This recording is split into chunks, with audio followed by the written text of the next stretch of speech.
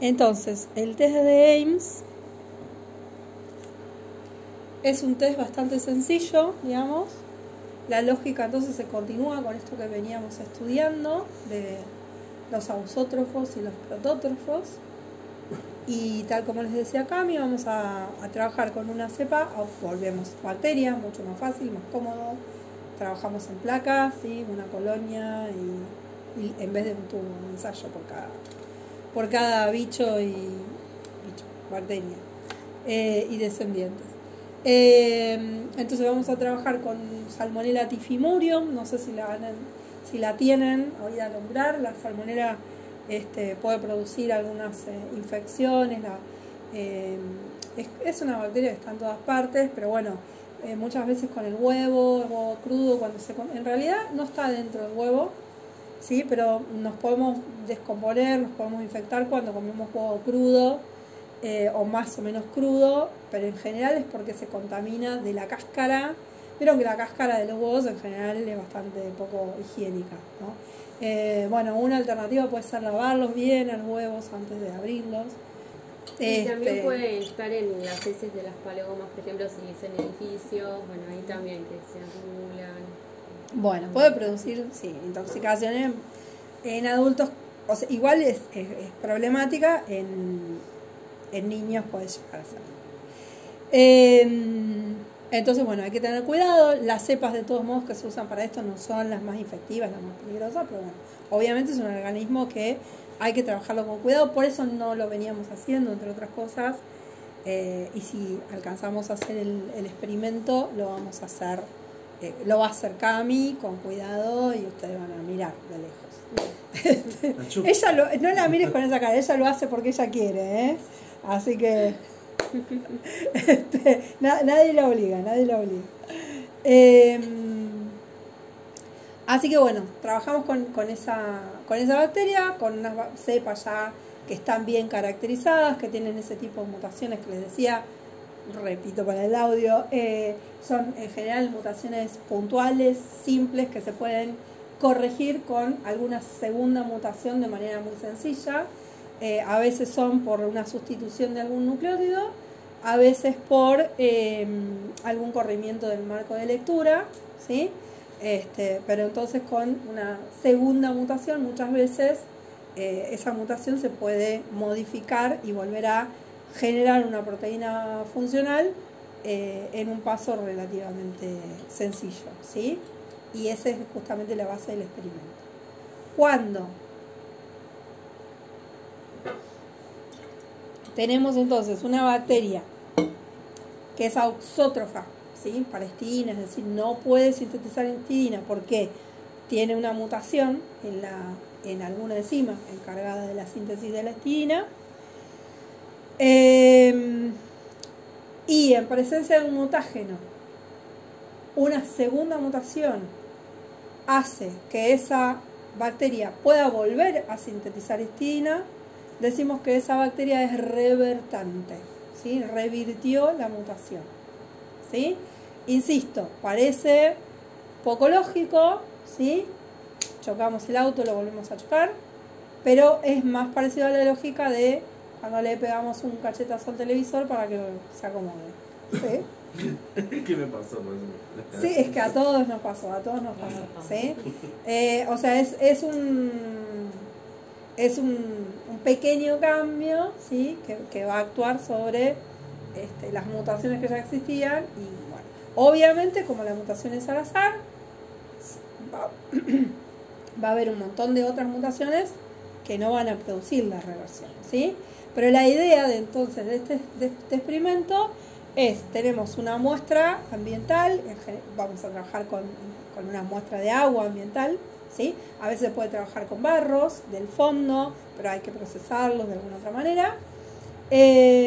Lo que vamos a hacer es hacer una toma de la muestra de agua, exponer a esta cepa auxótrofa a esa muestra y ver si esa muestra produce mutaciones tal que existan algunas que reviertan, ¿sí? Es bastante azaroso, porque la mutación es azarosa y es difícil que ocurra, pero si hay una presencia importante de mutágenos en el ambiente, va a ocurrir, sí. No, justo eso, como que quería asentar esa parte, tipo, los mutágenos en ambiente entonces son los que tipo, son sustancias dañinas y eso permite identificarlas, ¿no? Exacto. Este tipo de pruebas. Por ejemplo, bueno, el agua del riachuelo que está hipercargada de todo y por ahí hasta este test se usa también para complementar otros estudios de toxicidad, entonces es como todo un combo que te da el resultado de la mutagénica. Pero sí, algo que vos sospeches que está, puede pasar que no, puede ser que esa sustancia no sea mutagénica también. La ventaja de este experimento aparte es que es relativamente sencillo, económico, ¿sí? Cuando cursen, ¿cómo es la de Natalia? ¿La materia de Natalia? Química de la contaminación, seguramente van a ver otras formas, digamos, de identificar compuestos por métodos químicos, que con columnas, con otro tipo de con espectrómetros, con otro tipo de elementos, que muchas veces ya están caracterizados, ya se sabe que si está ese compuesto en el ambiente y en tales concentraciones va a ser tóxico, citotóxico, lo que sea, pero a veces no lo conocemos al compuesto, a veces lo queremos caracterizar, no sabemos, o no tenemos los medios. Esto es mucho más sencillo, creo, que hacer un medio de análisis químico que necesitamos columnas de petróleo, otro tipo de equipamientos. Sí, acá, aparte, claro, eso, con poder hacer un cultivo, ya estamos, ¿sí? Ya lo resolvemos y tenemos una primera instancia. Obvio que no es la única, ¿sí? Entonces, insisto, son mutaciones sencillas las que tiene la cepa y que por lo tanto se revierten de manera sencilla, ¿sí? A esas que pueden volver a crecer porque la segunda mutación les volvió a restituir la capacidad de sintetizar la enzima, las llamamos revertantes, ¿sí? Bien, entonces, siempre vamos a trabajar con controles, obviamente, sí, vamos a trabajar con una muestra con agua confiable, de una fuente confiable, o directamente sin agua, digamos, y ver qué es lo que pasa. Y siempre vamos a encontrar algunas que van a ser revertantes naturales, ¿sí? Acá el tema del control es fundamental porque lo que vamos a comparar nuestra muestra, o sea, la muestra que estamos poniendo a prueba, con el control, ¿sí? Y en el control vamos a tener algunos revertantes que van a mutar naturalmente, ¿sí? Por cuestiones biológicas propias, internas. Entonces, eso a nosotros nos va a dar la línea de base, ¿sí? O sea, si yo estoy testeando, tengo mi control negativo con una muestra de agua confiable y tengo que me aparecen 10 colonias, ¿sí? Que fueron revertantes naturales, es decir, que pudieron volver a sintetizar la enzima, y en la prueba de agua que estoy testeando tengo 12 colonias, no es significativo, ¿sí? O sea, puedo pensar, o tengo 8, no importa, puedo pensar que también son revertantes naturales, ¿no? Eso no es indicador de que haya mutagenicidad, ¿sí? Para que haya mutagenicidad en la prueba que estoy en la muestra que estoy poniendo a prueba, tiene que haber una cantidad bastante más importante de colonias, o sea, tiene que haber una diferencia significativa entre la placa control y el testeo que estamos haciendo, ¿sí? Entonces, básicamente lo que se va a hacer es ese cosito rojo que ven ahí, es como una especie de filtro que va a estar impregnado con la muestra que estamos testeando y que lo vamos a poner, yo la verdad es que no sé si hay algo específico, pero puede ser un filtro que se usa en el laboratorio, que son tipo parecidos a un papel secante, ¿sí? Son papeles que absorben y que incluyen la muestra. Y digamos que eso es lo que vamos a usar nosotros seguramente. Y ese papel entonces bien embebido con la muestra que vamos a testear se pone en el centro de la placa, ¿sí? Una placa que va a tener un medio sin suplementar con histidina, ¿sí? Va a ser un medio sintético, químicamente definido, donde no le vamos a poner histidina, ¿sí? Entonces la mayoría de las bacterias no van a poder crecer. En el control nos van a aparecer algunos revertantes naturales que van a ser los que nos van a dar la línea de base de lo que esperamos en ausencia de mutágenos.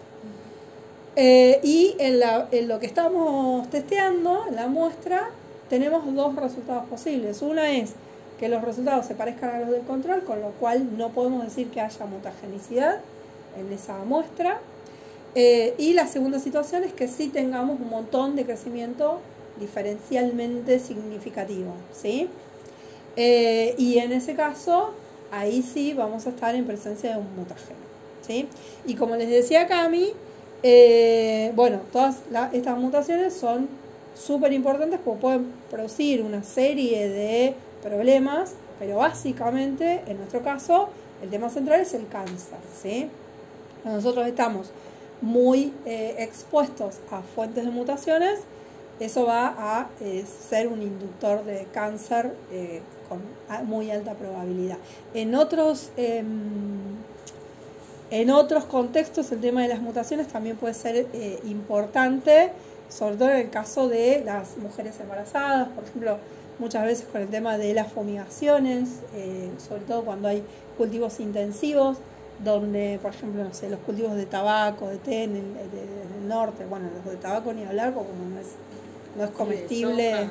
Bueno, de soja también, pero estoy pensando en los intensivos, porque ahí, en el caso de la soja, los aviones que fumigan afectan a las poblaciones que rodean, ¿no? Y estoy pensando en los cultivos intensivos de lo que es el norte, Misiones, por ejemplo, donde ahí directamente la gente sale a fumigar sin ningún tipo de protección y la fumigación es bastante manual y hay unos problemas de malformaciones congénitas tremendas. Abortos ¿sí? espontáneos también. Abortos espontáneos en gran cantidad.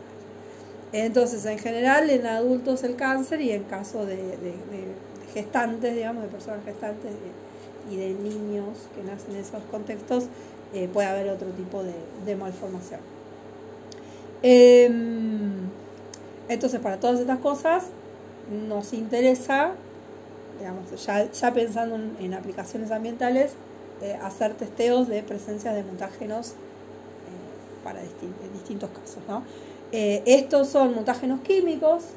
Se podría pensar el protocolo para algún tipo de mutágenos físicos, no sé si hay, no sé vos que estuviste leyendo ahora buscando algunas otras pruebas, no sé si viste alguna de mutágenos físicos, como radiación o eso. No, las pruebas siempre con muestra, o sea, mutágenos químicos, ¿sí?